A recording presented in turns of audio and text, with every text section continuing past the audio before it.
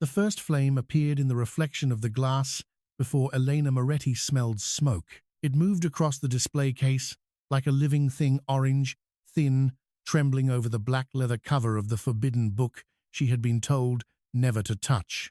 Then the cathedral doors slammed shut behind her. Elena turned. 3 men in dark suits stood beneath the carved stone archway of the restricted archive. Rainwater shone on their shoulders. One held a pistol low against his thigh. Another was already sliding a steel bolt through the ancient doors. The third man smiled. Step away from the book. Elena's fingers remained on the brass clasp. The archive beneath the Basilica of San Celestino was colder than the church above. Centuries of stone surrounded her.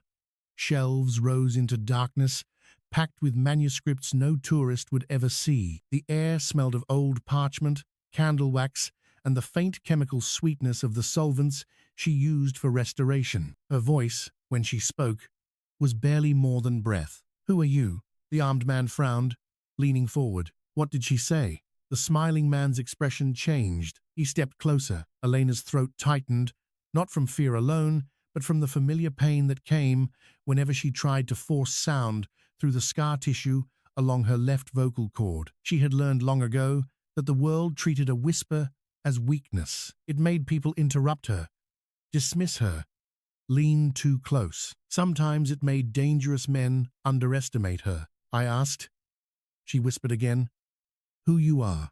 The man reached the table and seized her wrist. The forbidden book lay open between them. Its first pages were filled with Latin prayers and cathedral inventories, but deeper inside, beneath layers of glued parchment, Elena had found something else. A hidden genealogy written in iron gall ink, names arranged beneath a crest she recognized from newspapers, court filings, and the quiet warnings of Roman colleagues. The crest of the Belandi family, a family supposedly destroyed nearly 30 years ago. At the bottom of the page was a baptismal record, Dante Michele Belandi. Beneath it, in newer handwriting, survived. Renamed. Placed with Valeri protection.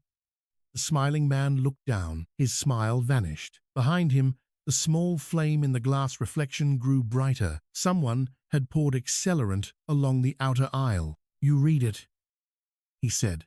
Elena did not answer. His grip tightened around her wrist. "You should not have opened that book." The first gunshot shattered the stained glass window above the archive door. The armed man spun backward as blood burst across the stone wall. The lights went out. For one breath, darkness consumed everything. Then, a second gunshot flashed from the upper gallery. The man holding Elena dragged her against him and pressed a blade beneath her jaw. Footsteps descended the iron staircase with measured calm. Not hurried, not uncertain. The kind of footsteps made by a man who had already decided who would be alive when he reached the bottom. A pale beam from the emergency lantern cut through the darkness. Elena saw black polished shoes, a tailored black suit, a hand holding a pistol fitted with a suppressor. Then she saw his face. Dante Valeri was more severe in person than in photographs. Tall, broad-shouldered, with dark hair pushed back from a sharply controlled face. His eyes were nearly black beneath the archive's emergency light. No panic, no confusion, only an almost frightening stillness. Rome feared him because he rarely raised his voice, because he did not threaten twice, because people who betrayed him often disappeared before sunrise. His gaze moved first to the blade at Elena's throat, then to the open book. Something cold and unreadable passed through his expression. The man behind her shouted, "Drop the gun!" Dante's eyes returned to Elena. "Are you hurt?" The question was so calm that for one disorienting moment, it sounded as though they were alone. Elena swallowed against the knife. "No."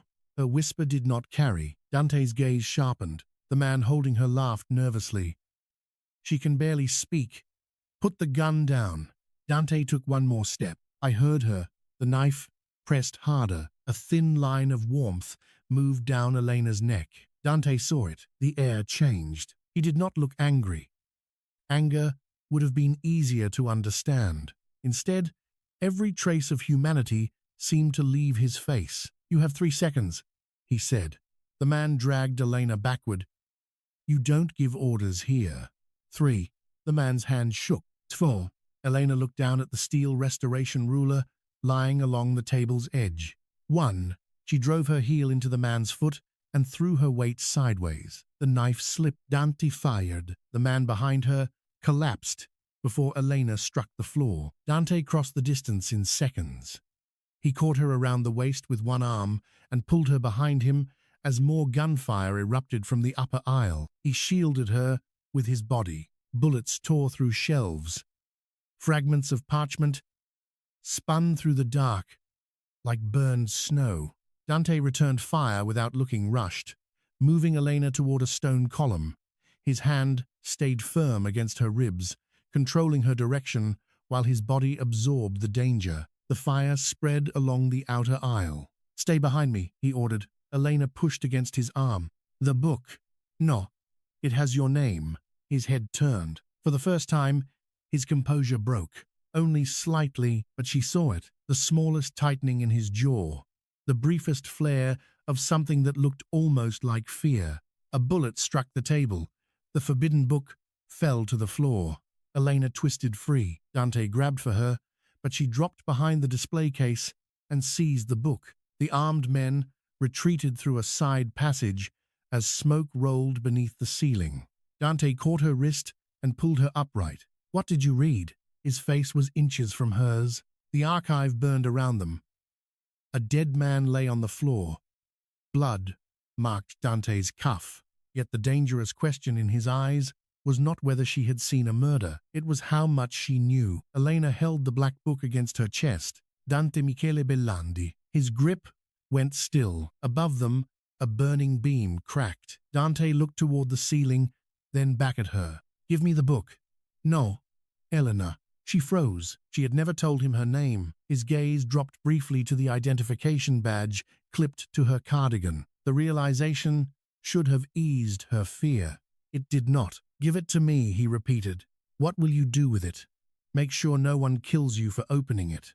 The ceiling groaned. Dante pulled her into him as burning wood crashed where she had been standing. He covered her head with his arm. The impact drove him to one knee.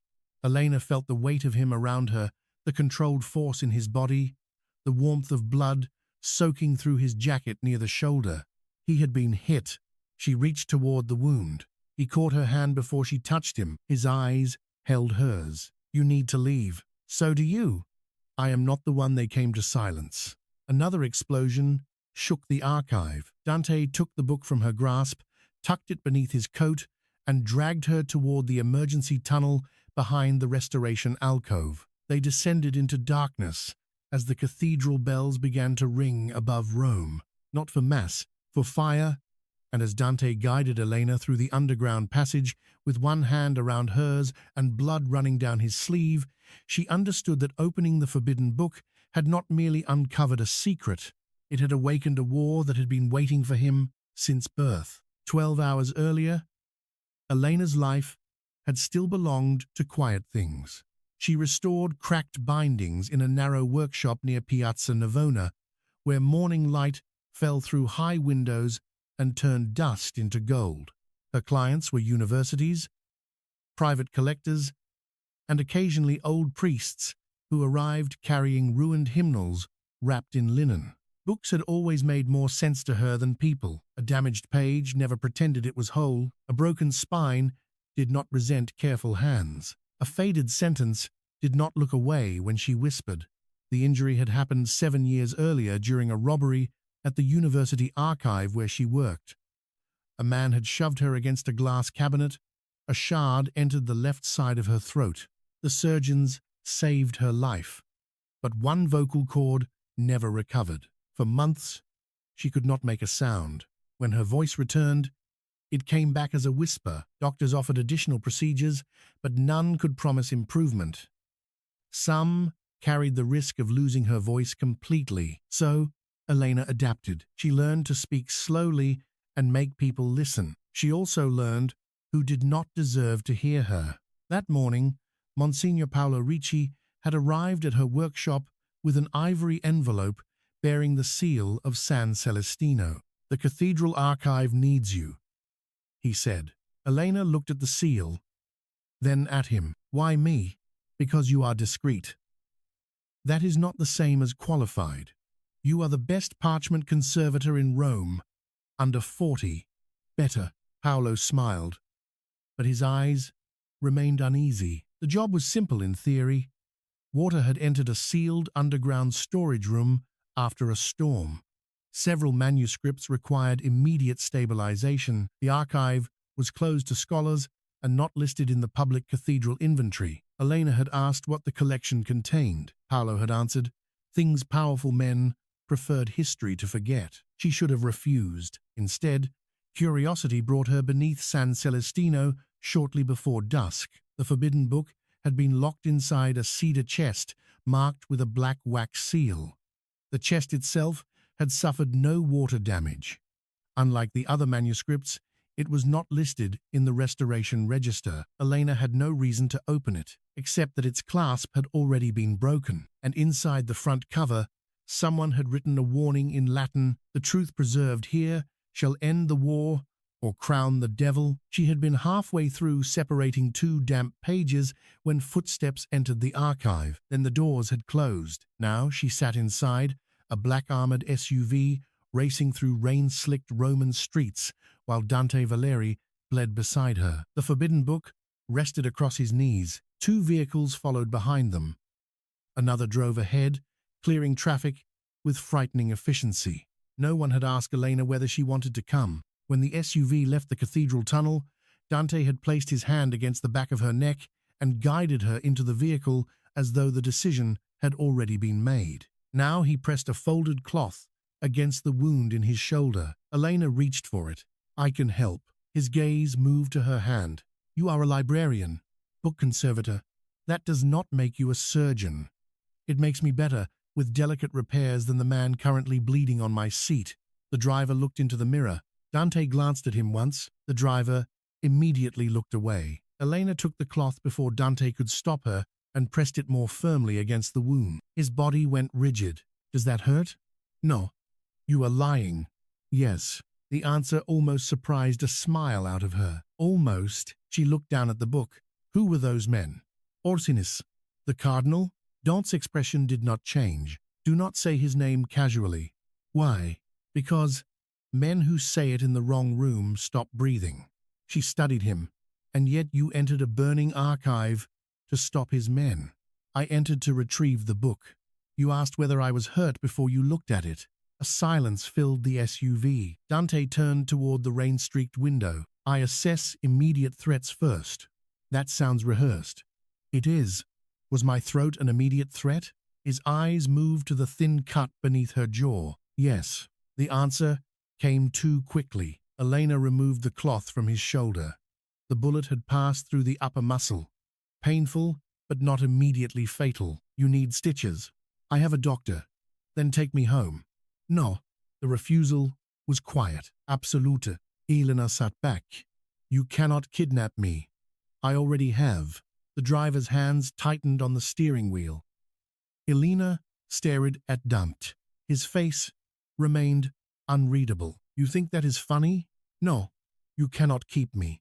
"Cardinal Orsini's men saw you open the book. They know you read the hidden record. Every family connected to that name will assume you know enough to destroy them." "I do not." "They will not believe you." "Do you?" Dante looked down at the black cover. "No." The SUV entered an underground garage beneath a building that appeared to be an old palazzo near the Tiber.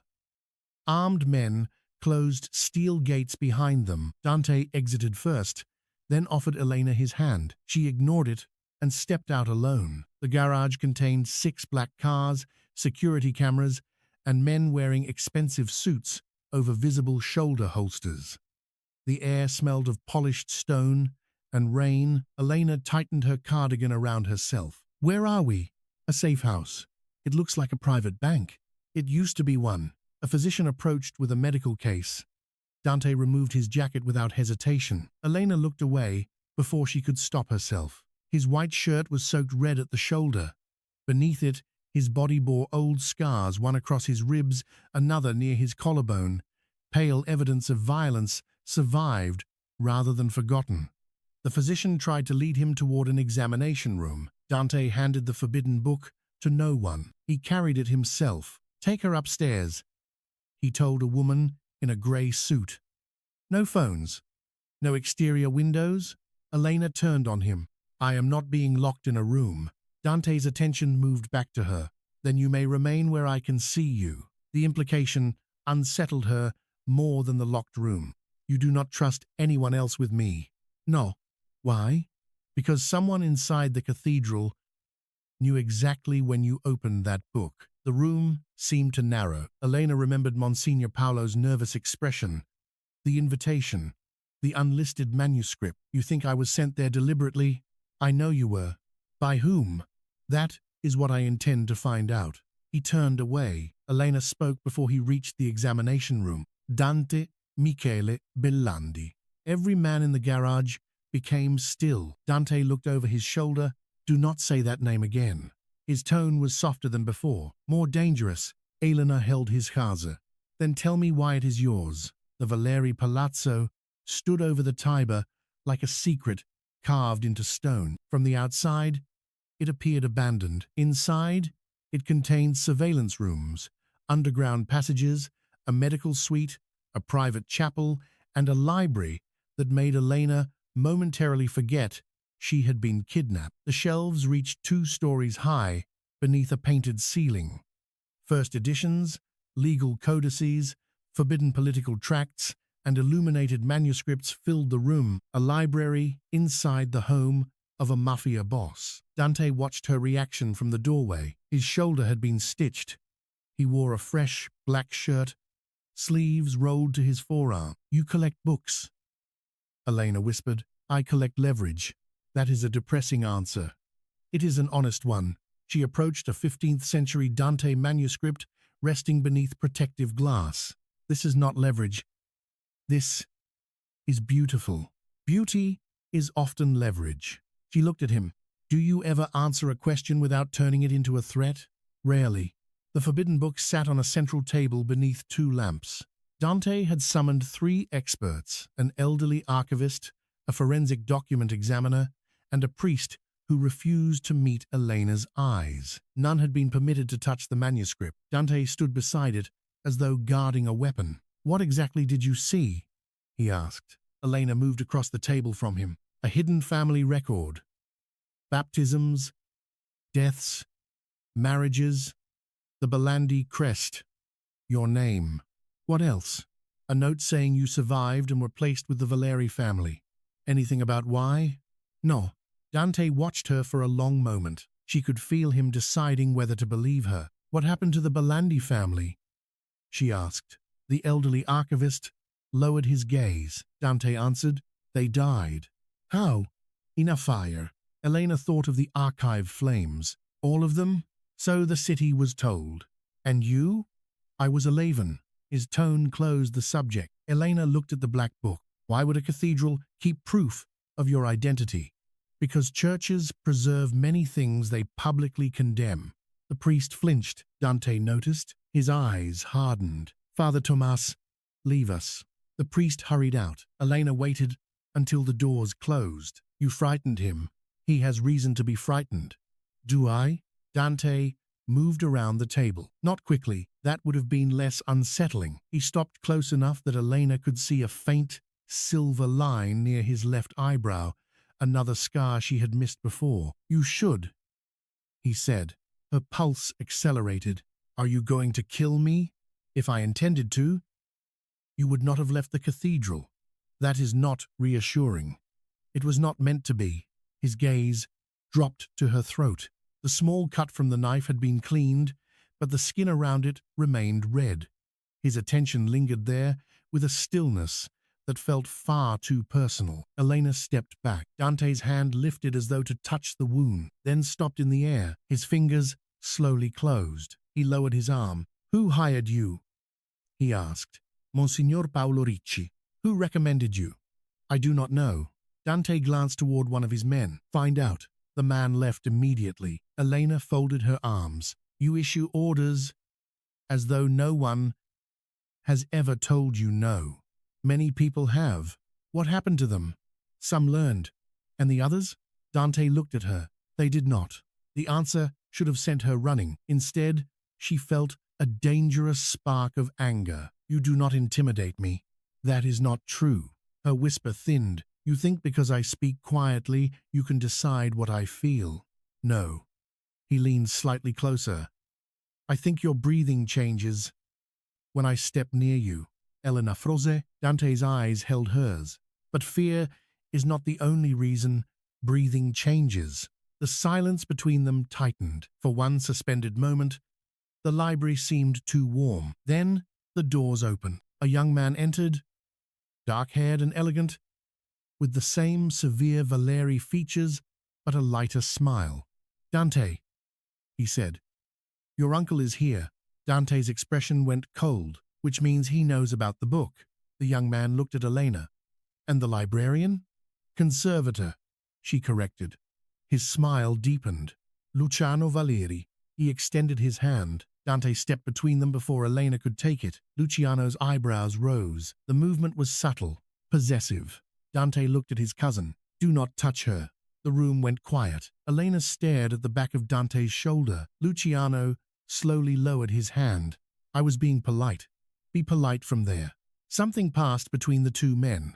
History, rivalry, perhaps a warning. Luciano looked around Dante and met Elena's eyes. My cousin has not brought a woman into this house in years. I was brought here against my will. That sounds more familiar. Dante's gaze sharpened. Leave. Luciano laughed softly and obeyed. Elena waited until the door closed. You embarrassed him. He will survive. You told him not to touch me. Yes. You do not own me. Dante turned. No. Then why did you say it? His jaw tightened. Because I do not trust him. That is not the same thing. No, Dante said. It is not. But he offered nothing more. Vittorio Valeri arrived, surrounded by men who looked like they had been trained to kill inside churches. He was 62, silver-haired, beautifully dressed, and carried himself with the polished ease of a man who believed age had made him untouchable. Dante met him in the private chapel. Elena watched from behind a carved wooden screen because Dante had ordered her to stay out of sight. She had ignored him. The chapel was small, lit by candles beneath a painted Madonna. The forbidden book rested on the altar between the two men. Vittorio looked at it as though seeing a ghost. So it survived. You knew it existed, Dante said. I knew a record existed. You never told me. I protected you. Dante laughed once without humor. You protected the Valeri name. I gave you that name after mine was burned. Vittorio's expression hardened. You were a child. The Belandi estate had already become a battlefield. Your father was dead. Your mother begged me to take you. Elena leaned closer to the screen. Dante's shoulders remained still. My mother died in the cathedral fire. No, Vittorio said. She died 3 days later. The silence was devastating. Dante did not move. You saw her? Yes. And you told me she burned with the others. I told you what you needed to survive. Dante's hand closed against the edge of the altar. The candles trembled in the draft. Who killed them? Vittorio looked at the forbidden book. That answer will destroy more than the men responsible. Tell me. Marcello Orsini, the cardinal's name, seemed to darken the chapel. Vittorio continued. Your father discovered Orsini was laundering Vatican investments through Belandi shipping companies. He planned to expose him. Orsini arranged the massacre and blamed rival families. Rome has been killing itself over that lie for 28 years. Why keep me alive? Your mother got you out before the fire spread. She brought you to me. And Orsini never knew? He suspected. He never had proof. They both looked at the book. Dante's voice lowered. Now he does. Not yet, Vittorio said, but the woman read it. Elena's breath stopped. Dante's head lifted. She is not part of this. She became part of it when she opened the cover. You will not touch her. Vittorio studied him. I have known you since you were 11. I have watched you execute men without blinking. I have seen you sacrifice allies, territory, and blood relatives to protect this family. Yet a woman you met tonight stands behind that screen, and you are already threatening me for thinking logically. Elena went cold. Dante turned toward the screen. Their eyes met through the carved wood. He had known she was there. Of course he had. Come out, he said.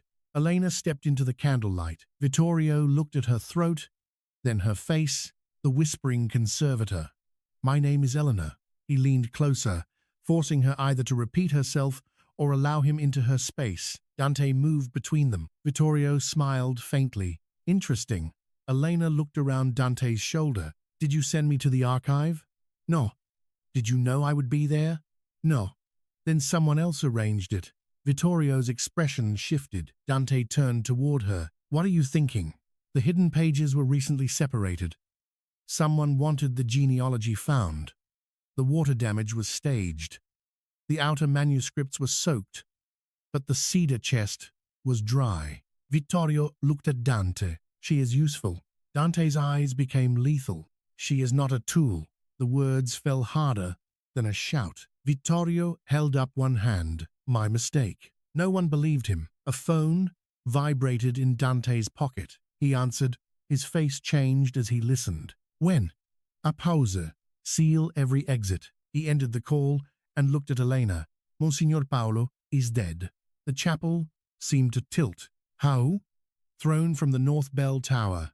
Elena covered her mouth. Dante crossed toward her, stopping before contact. She stared at the floor. Paolo had been nervous, perhaps guilty, but he had also been kind to her for years. He had brought damaged hymnals to her workshop. He had once sat patiently for 20 minutes while she forced out a sentence during the first months after her injury. Was he the one who arranged it? She whispered. We do not know. Dante's attention remained fixed on her face. Take me to my workshop. No. There may be records, the Cathedral commission letter, delivery logs, emails. I will send someone. They will not know where to look. It is unsafe. So is staying here. Dante's expression hardened. You are staying where I can protect you. Elena looked up. You are not protecting me. You are controlling me. I am keeping you alive by deciding where I sleep, who I speak to, and whether I can leave. Yes. Here Anger rose.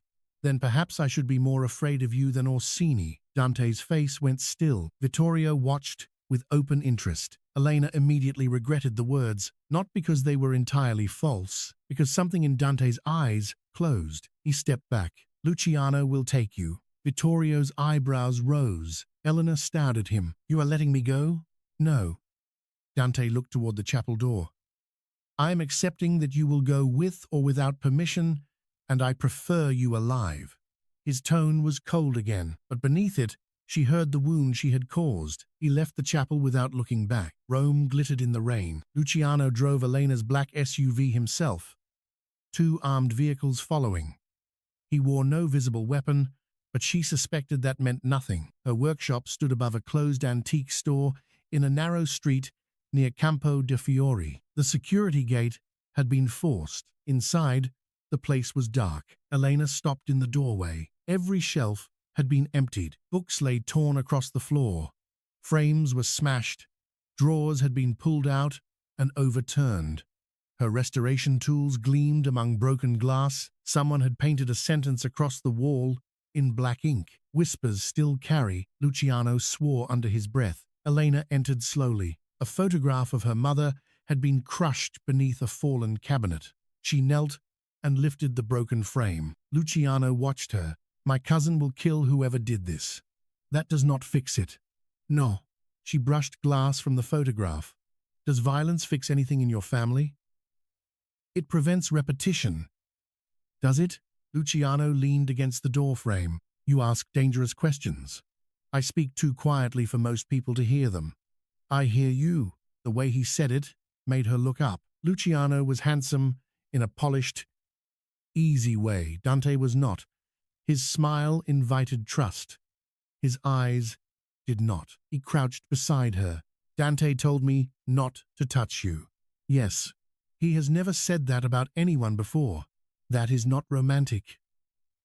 I did not say it was.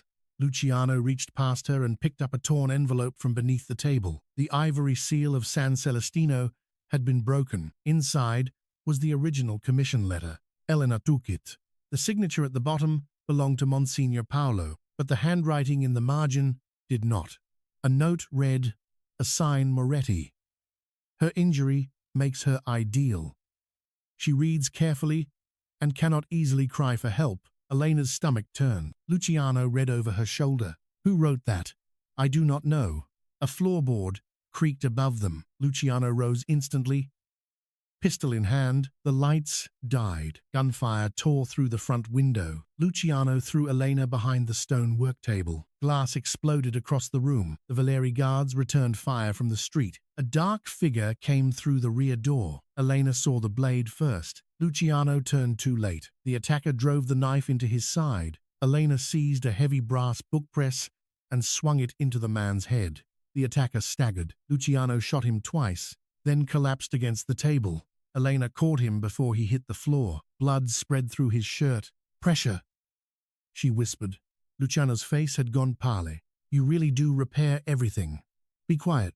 You first." She pressed both hands against the wound. Footsteps thundered up the stairs. Dante entered with 6 armed men behind him. He saw Elena kneeling in blood. For 1 second, he stopped breathing. Then he crossed the room with terrifying speed. He seized her shoulders. "Where are you hurt?"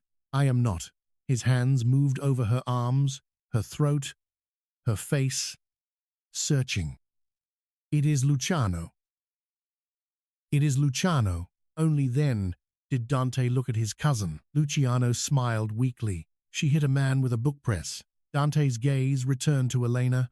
"You disobeyed the security route. I found the letter. You could have died. So could he." Dante's hand tightened behind her neck. Not painfully, desperately. The look in his eyes was no longer controlled. It was fear, stripped bare. Then he realized he was touching her. His fingers loosened immediately. He started to pull away. Elena caught his wrist. Dante froze. For 1 heartbeat, neither moved. Her hand looked small around him. His pulse struck hard beneath her fingers. "I am alive," she whispered. His gaze dropped to her mouth, then rose to her eyes. The room narrowed around them. Luciano groaned. The moment broke. Dante turned away and ordered his men to carry Luciano downstairs. Elena released him, but the imprint of his wrist remained warm against her palm. Dante moved Elena that night to a villa outside Rome. It sat above Lake Albano, surrounded by cypress trees and stone walls. The house had belonged to a dead senator and now contained bulletproof windows, a private helipad, and no neighboring buildings for nearly a mile. Forced proximity became unavoidable. Dante took the bedroom across from hers. 4 guards remained in the corridor. A doctor treated Luciano in the lower medical suite.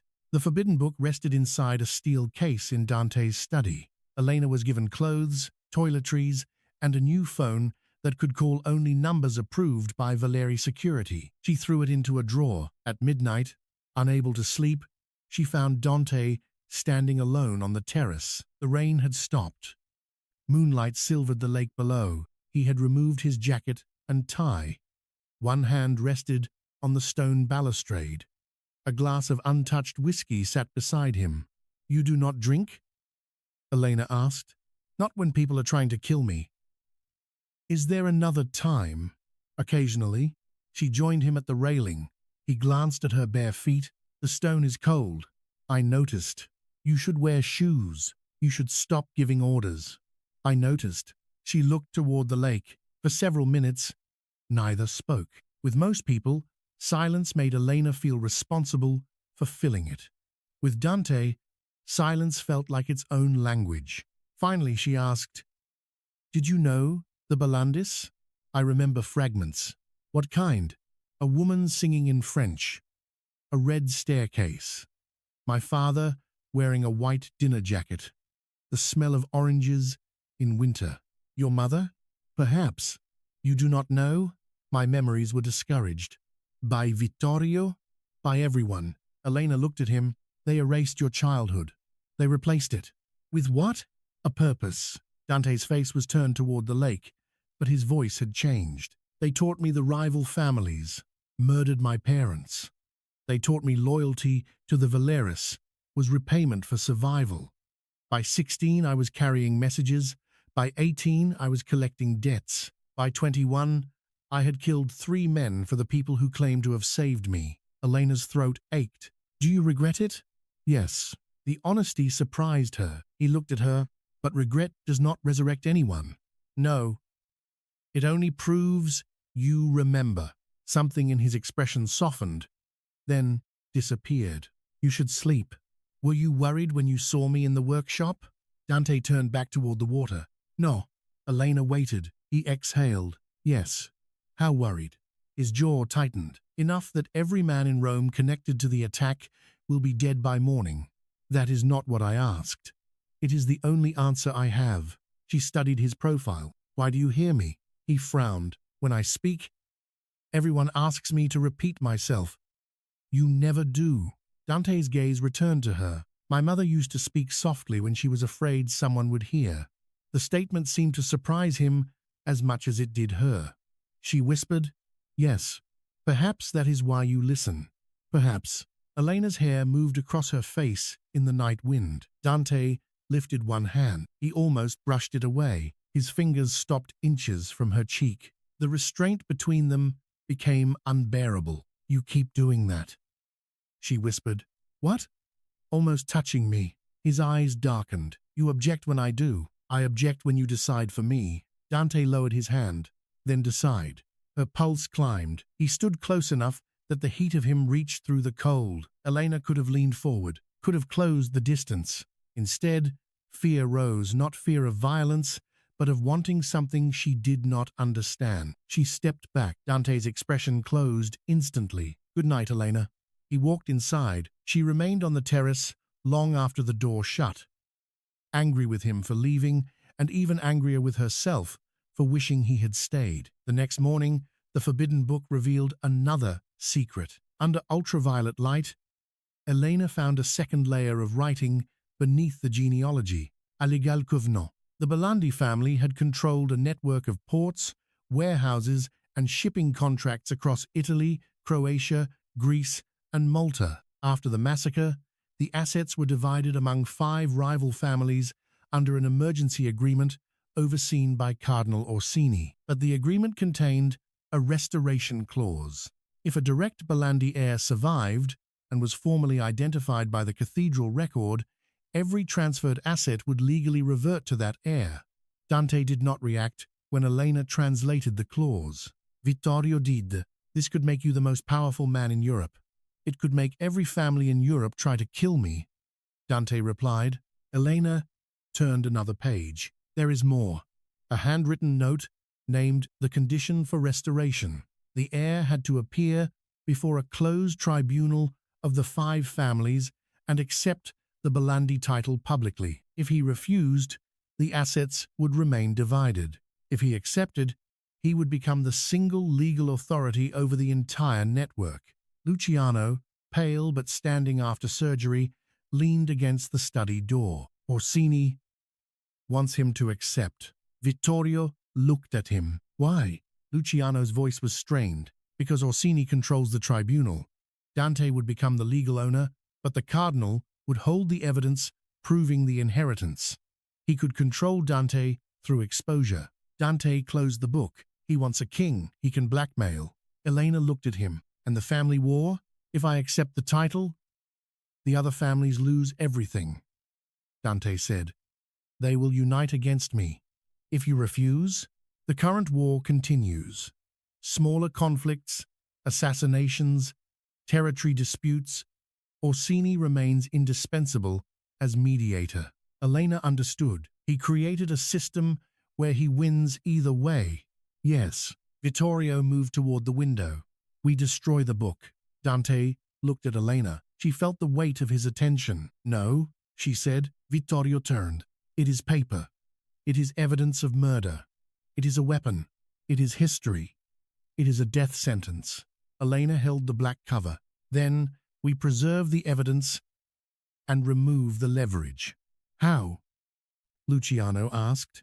Copy the hidden pages, authenticate them independently, distribute sealed copies to prosecutors, journalists, and every family involved. Vittorio laughed. You think truth makes men reasonable? No. I think shared exposure makes them cautious. Dante's gaze remained on her. You would risk releasing this? I would risk preserving it. For whom?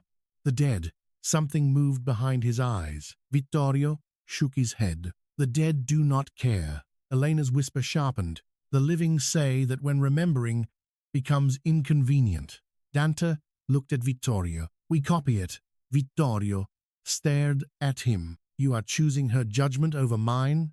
I am choosing the only plan that does not crown Orsini or erase the massacre. You are emotionally compromised. Dante's face hardened. Leave. Vittorio did not move. Dante stepped closer. Every guard in the room straightened. I said leave. Vittorio looked from Dante to Elena. Then he smiled without warmth. This woman will cost you your family. Dante answered calmly. She is the reason I may finally learn which family was ever mine. For 3 days, Elena worked inside the villa's library. Dante rarely left her alone. He attended meetings by encrypted video from the opposite end of the room. Men spoke to him about ports, political pressure, assassinations, and alliances, while Elena photographed hidden pages and stabilized damaged ink. She heard enough to understand the scale of his power. She also saw the cost. Dante slept less than 4 hours a night. He ate only when reminded. He trusted almost no one. Every phone call carried the possibility that someone he had known for years had betrayed him. Yet with Elena, his attention changed. He noticed when her throat hurt before she said anything. A glass of warm water would appear beside her. He ordered the guards to lower the television volume because loud sound made her strain to be heard. When a courier interrupted her twice, Dante dismissed him from the room with a look so cold the man nearly tripped over himself. He never mentioned these things. Neither did she. On the 4th evening, a storm rolled over Lake Albano. The lights flickered. Elena sat alone at the long table, examining a fragment of parchment under magnification. Dante entered carrying a tray. You missed dinner. I am working. You have been working for 9 hours. So have you. I am accustomed to bad decisions. He set the tray beside her. Soup.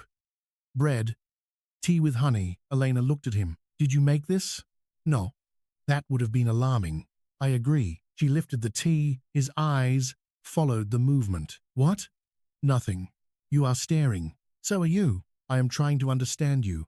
That is unwise. Why?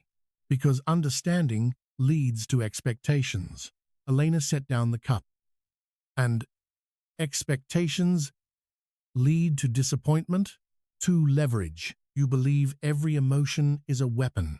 I believe every emotion can become one. Has anyone ever cared about you without asking for something? Dante's gaze shifted. The storm pressed rain against the windows. No. The answer was too quiet. Elena felt something inside her break open. She stood. Dante watched her approach. She stopped close to him. May I? His breathing changed. The smallest confirmation of what he had once said. Elena lifted her hand toward the scar near his eyebrow. Dante did not move. Her fingertips touched the pale line. His eyes closed for half a second. The intimacy of it was more powerful than a kiss. What happened? She whispered. A bottle. How old were you? 15. Who did it? A man teaching me to obey. Did you? No. Her thumb moved once along the scar. Dante's hand rose and closed gently around her wrist, not stopping her, holding her there. Elena. Her name sounded different in his voice. Warning and need together. She looked at his mouth. His other hand settled against the table behind her, trapping nothing, yet making escape feel impossible. What are you denying? She asked. His eyes darkened. You? Why? Because every man who learns I want something tries to take it. The words entered her slowly. You want me? Dante's jaw flexed. No. The lie hung between them. Elena's hand remained against his face. You are very bad at denial. I am excellent at it. Not with me. His grip tightened slightly around her wrist. He leaned closer, so close that his breath touched her lips. Then a gunshot shattered the window. Dante drove Elena to the floor. Glass rained across the table. He covered her with his body as the second shot struck the lamp above them. Darkness swallowed the library. Security alarms erupted. Dante pulled a pistol from beneath his jacket. "Stay down." Elena grabbed his sleeve. "Do not leave me." The words escaped before she could reconsider them. Dante stopped. In the emergency light, his eyes met hers. Something fierce moved across his face. "I will not." He fired toward the terrace doors as armed men breached the villa. The next minutes became noise, smoke, and shattered stone. Dante moved Elena through a concealed passage behind the shelves. Guards exchanged gunfire in the corridor. A blast shook dust from the ceiling. Inside the passage, they were forced chest to chest. Dante's hand covered the back of her head. His body surrounded hers. She could feel his heart pounding, not calm now, not detached, alive and terrified. A man entered the passage behind them. Dante turned and fired. The attacker fell. Elena saw the face. Father Tomas, the priest from the Palazzo Library. Dante knelt and searched him. Inside the priest's coat was a Vatican security badge and a photograph of Elena leaving her workshop weeks earlier. Hidden surveillance. She had been watched before the commission, before the forbidden book. "They chose me," she whispered. Dante stared at the photograph. "Yes, because of my voice." His expression became murderous. "They believed you would be easy to control." Elena looked at the dead priest. "Why would Orsini want me to find the book?" "To authenticate it." He needed an independent conservator with no visible connection to any family. "And then he planned to kill me." "Yes." Dante Rose.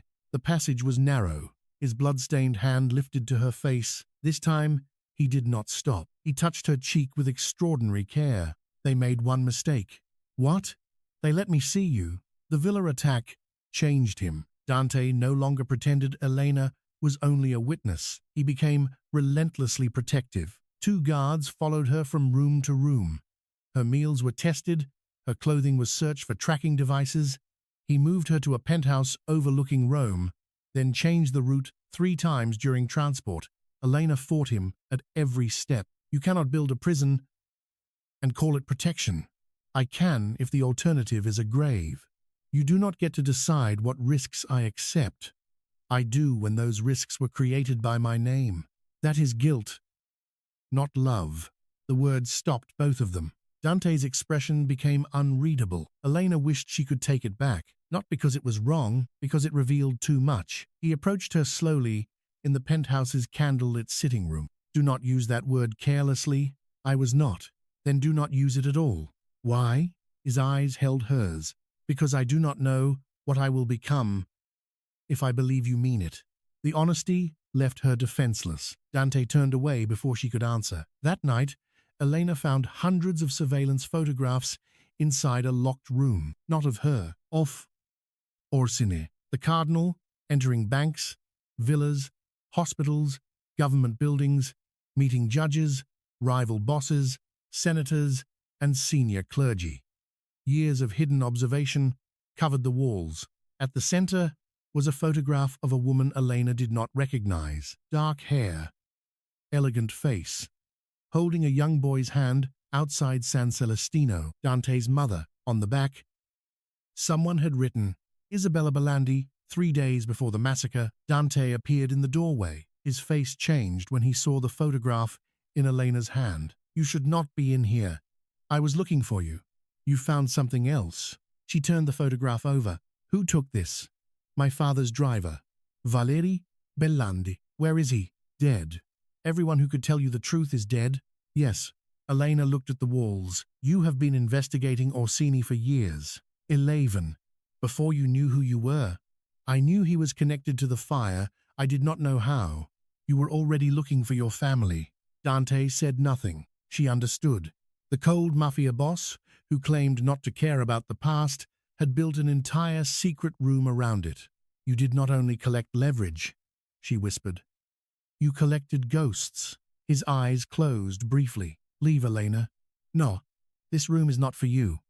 Neither was the archive.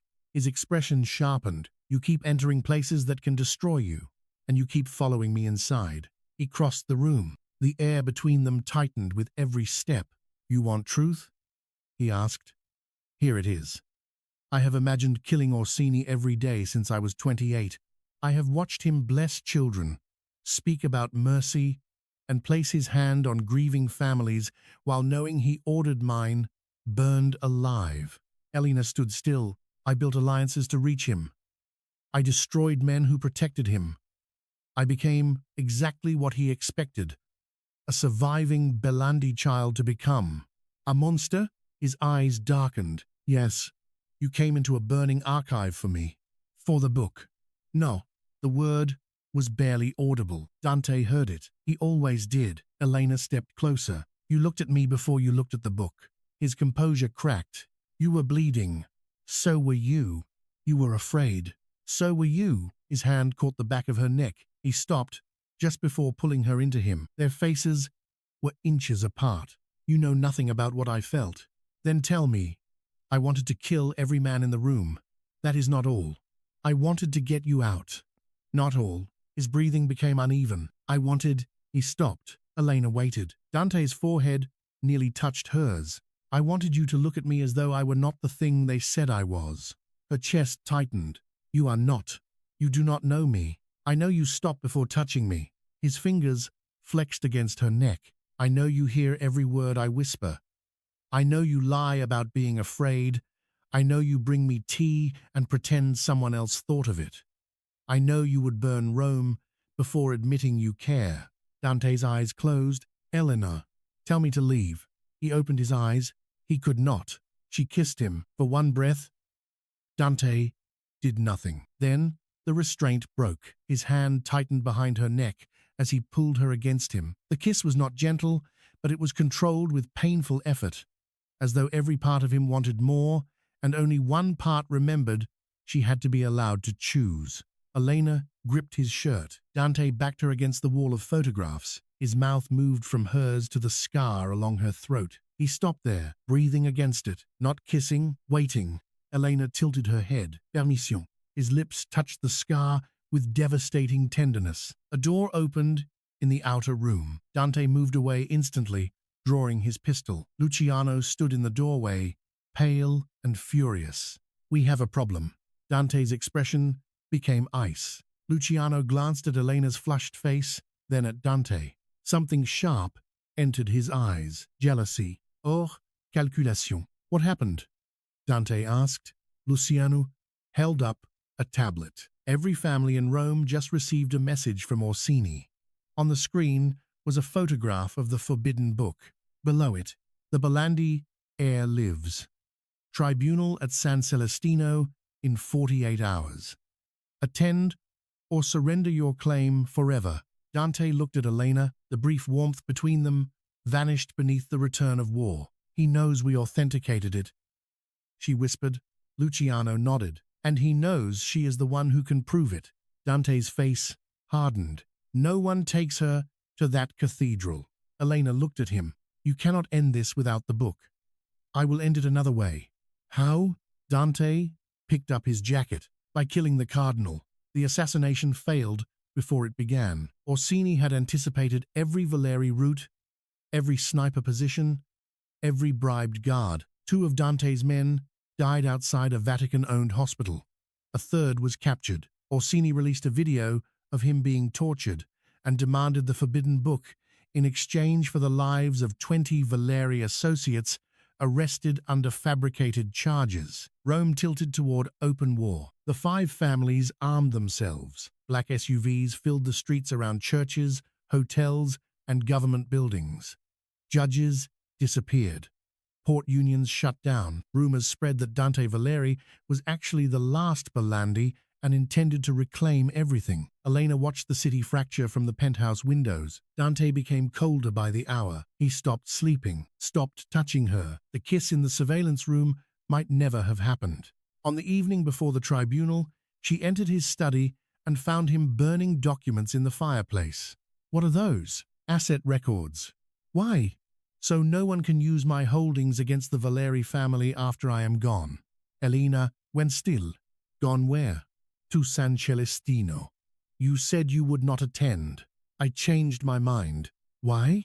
Dante turned. His face told her before his words did. He had decided to surrender himself. No, Elena, no. Orsini wants the heir. If I appear and accept the Belandi name, the families will focus on me. You leave Rome during the tribunal. You think he will let me live? I have arranged protection. You mean exile. I mean survival. Her anger shook through her. You promised you would not leave me. I promised that inside a passage while men were shooting at us. You meant it. Yes? Then mean it now. His jaw tightened. If I keep you beside me, you die. If you go alone, you die. That is acceptable. To whom? To me. The answer cut through her. Elena crossed the room and struck him across the face. The sound was soft. The shock was not. Dante did not move. Her hand trembled. You do not get to make your death a gift and force me to be grateful. His eyes darkened. I am trying to save you. You are trying to avoid living with what you feel. That is not true. You can face bullets, rival families, and a cardinal who murdered your parents. But you cannot face the possibility that I might choose you. Dante stepped toward her. You do not understand what choosing me means. Then explain it. It means guards outside every door. It means your name used in negotiations. It means every enemy I have learning the shape of your face. It means waking beside a man who has killed more people than he can remember. Elena's whisper broke. It also means waking beside the man who hears me. Dante stopped. She pressed one hand to her throat. For 7 years, people have treated my voice like something missing, something broken. You are the first person who never asked me to speak louder. His expression changed. You made me feel heard before you ever trusted me. Do you understand what that means? Elena, no. You listen now. Ah, her voice hurt, but she forced the words through. I am afraid of you. I am afraid of what you can do.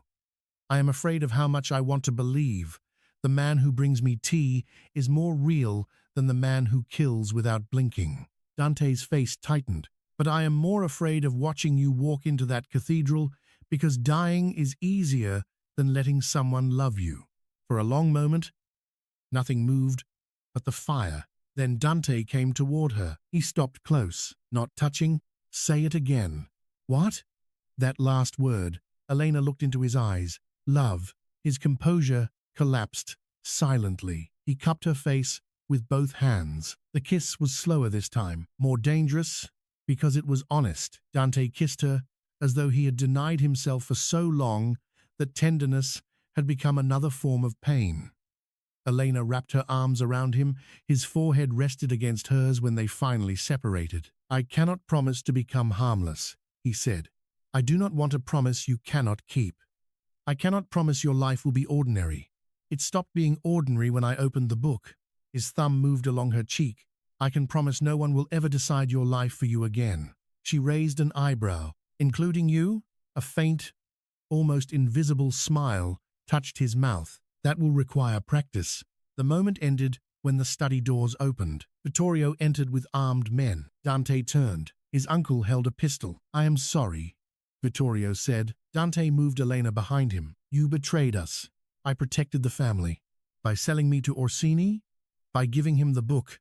2 men seized the steel case from the desk. Dante reached for his weapon. Vittorio aimed at Elena. Do not. The room went still. Dante slowly lowered his hand. Vittorio looked almost grief-stricken.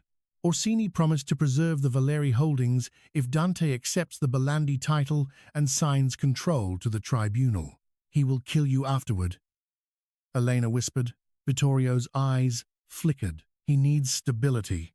He needs witnesses who can contradict him dead. Vittorio hesitated. That hesitation cost him. Luciano shot the guard beside him. Chaos erupted. Dante threw Elena behind the desk and fired. Vittorio escaped with the steel case through the private elevator. 2 guards followed. Luciano collapsed near the door, blood spreading across his side where the old wound had reopened. Dante knelt beside him. Why did you help us? Luciano laughed weakly. Because I am tired of being the second son in a family built on lies. He grabbed Dante's wrist. Vittorio has been feeding Orsini information for years. Dante's face hardened. Why? He believed the cardinal would make him head of the restored network. Luciano looked toward Elena. He arranged for her to receive the commission. Elena felt cold. Vittorio Cioseme? He found your medical file through a university donor list. He thought a whispering conservator would be easier to frighten. Dante rose slowly. The room seemed to darken around him. Luciano closed his eyes. He was wrong. San Celestino Cathedral glowed beneath a blood-red sunset. The tribunal gathered underground in the same archive where Elena had opened the forbidden book. 5 mafia families arrived through separate entrances. Their leaders came surrounded by armed men and old hatred. Cardinal Orsini stood beneath the central crucifix, wearing white and scarlet. Vittorio remained at his right hand. The forbidden book rested on the altar. Dante entered through the main doors alone. Every conversation stopped. He wore a black suit without a tie. No visible weapon, no guards. The mark of Elena's slap remained faintly red along his cheek. Orsini smiled. The lost son returns. Dante's gaze moved to the book, then to Vittorio. My uncle always wanted to stand beside a king. Vittorio's jaw tightened. Orsini spread his hands. Today, you may become one. Above the archive, cathedral bells began to ring. Dante stepped into the center of the room. Where is Elena? Vittorio glanced at Orsini. The cardinal's smile deepened. Safe.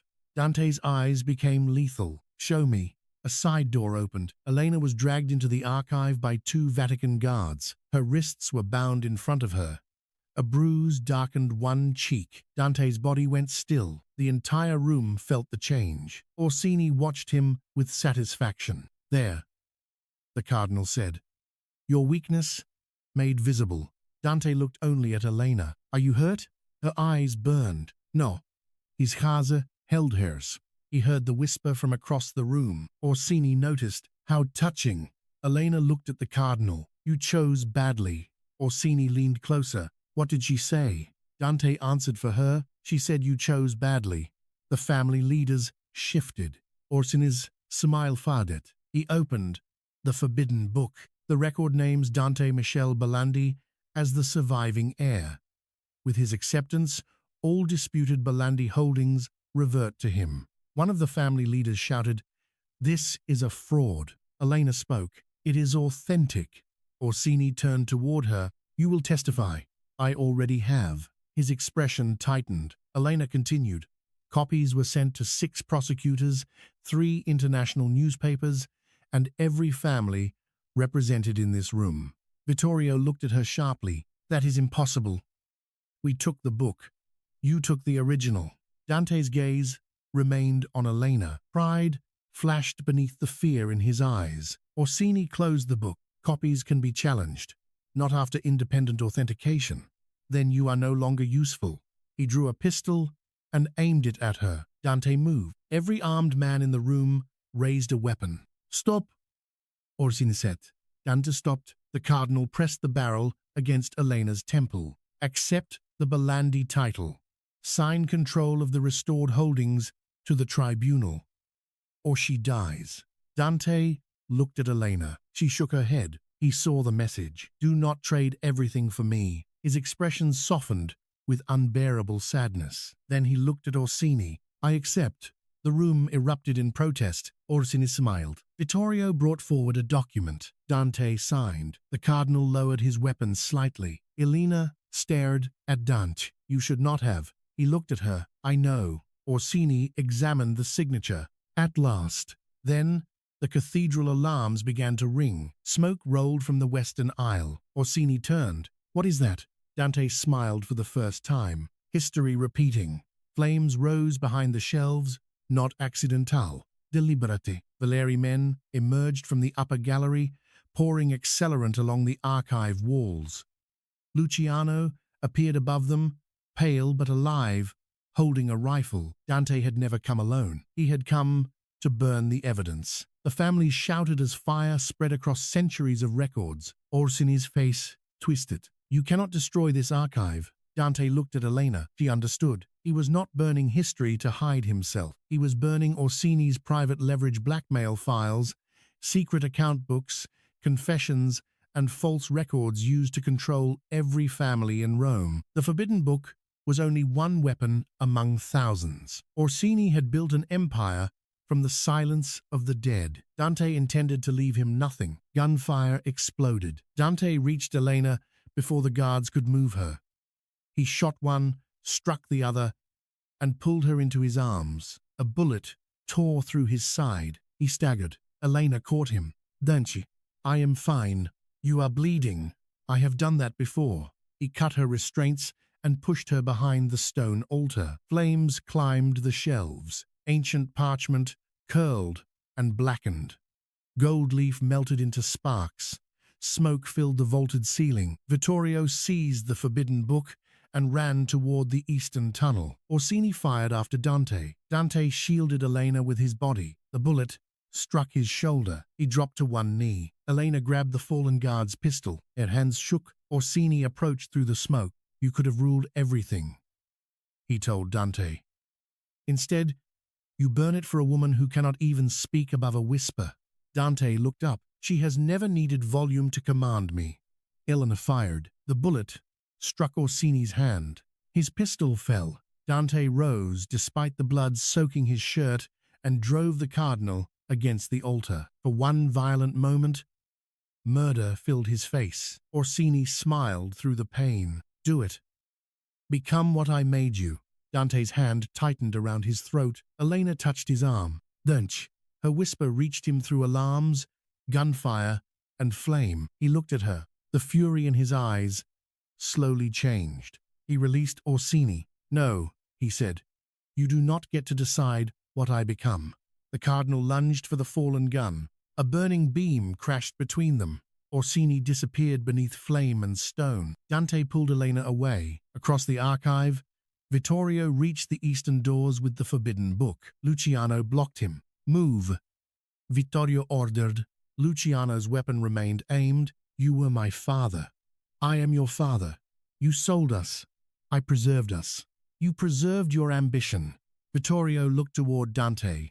Tell him to move. Dante stood with one arm around Elena, blood running down his side. No. Vittorio raised his pistol toward Luciano. Dante fired first. The bullet struck Vittorio in the chest. He staggered backward against a burning shelf. The Forbidden Book fell from his hands. Elena broke away from Dante and ran toward it. Dante caught her around the waist. No. The book. The copies are safe. The original contains the names of the dead. The ceiling is coming down. She fought his grip. Dante. Let me go. He looked at the flames consuming the aisle, then at her. The conflict in his face was brutal. The book represented his mother, his father, his stolen name, and the proof of everything taken from him. Elena represented the life still possible. Vittorio, dying beside the shelf, reached for the book. Fire climbed his sleeve. Dante released Elena only to seize the book himself. He lifted it from the floor. For 1 second, he held his entire past in both hands. Then he looked at Elena. She saw the choice before he made it.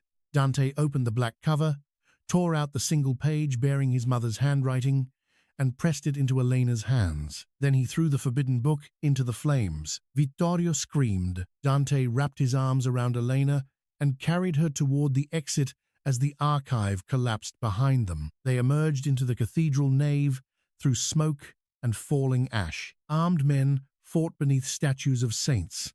Stained glass shattered in the heat.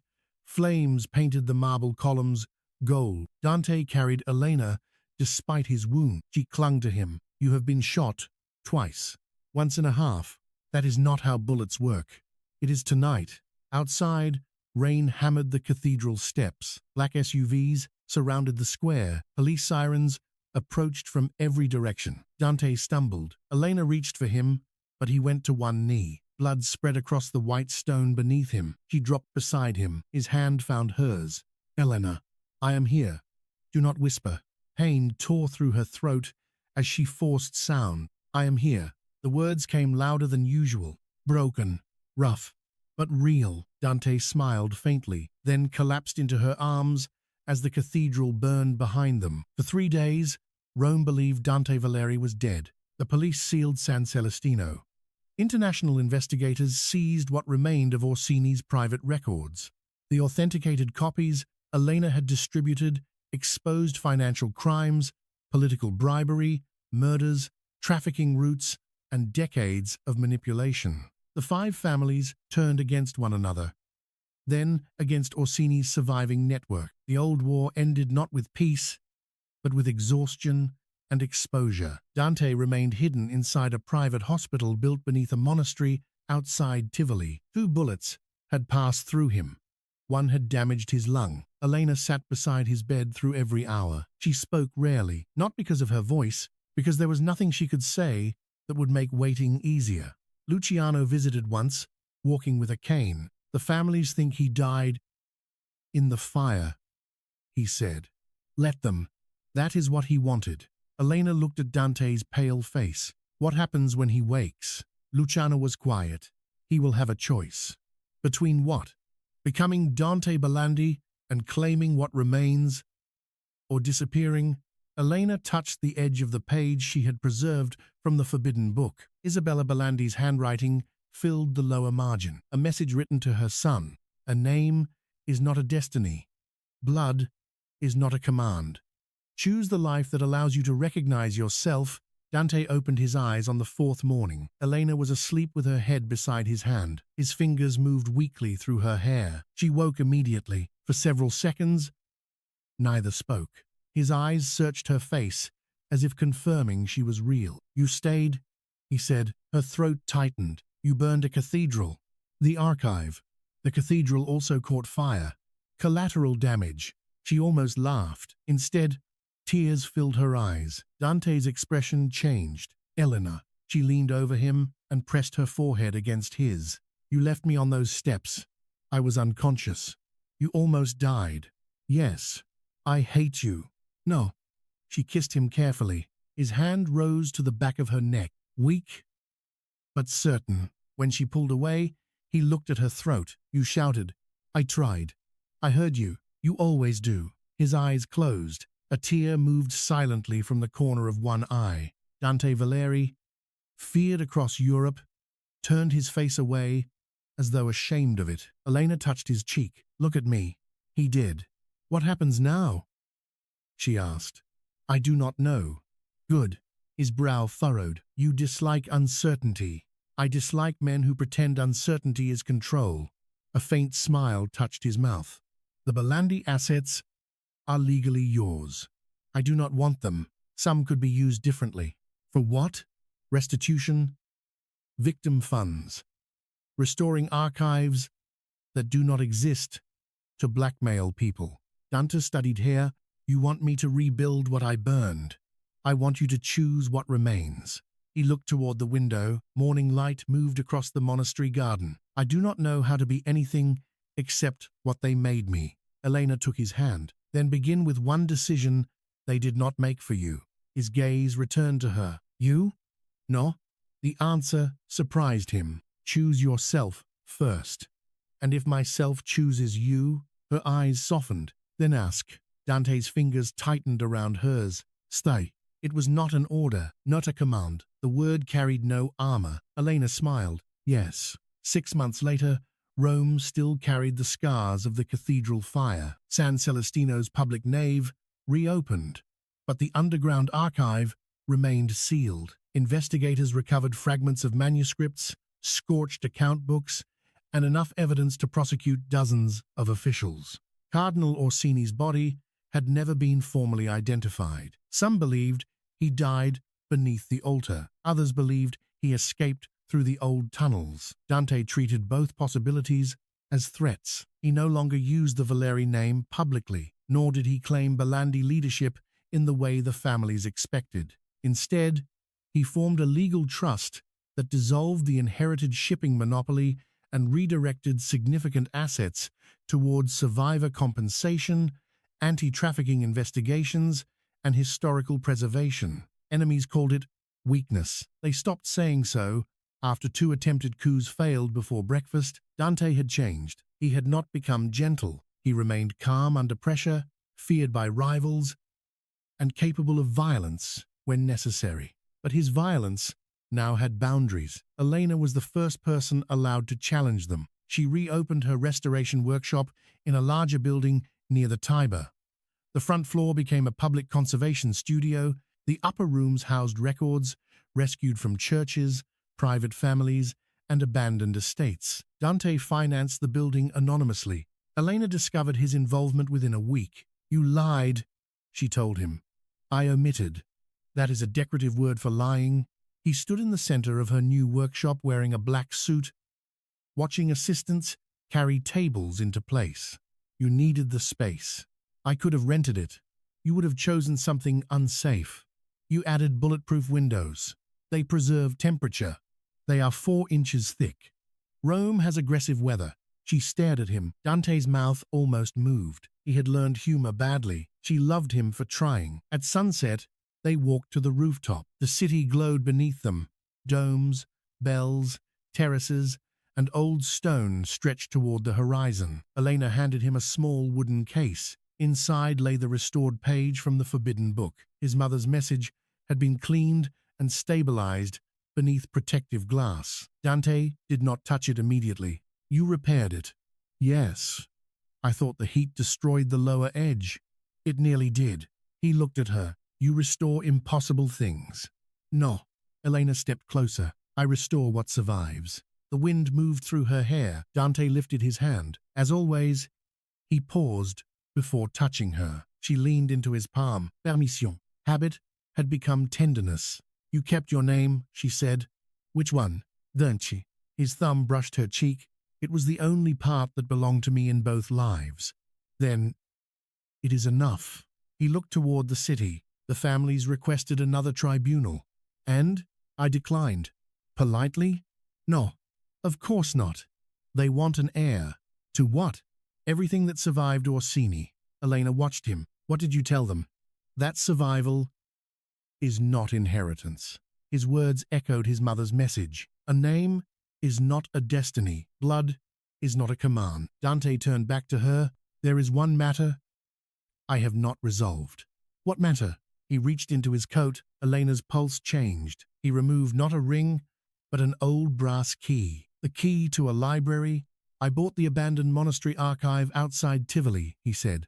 She stared at him. "You bought an archive?" "It contains 12,000 damaged volumes. Most require restoration." "That sounds like a threat." "It may be." He placed the key in her palm. "There is an apartment above the cloister. Private entrance, lake view, security. You will criticize."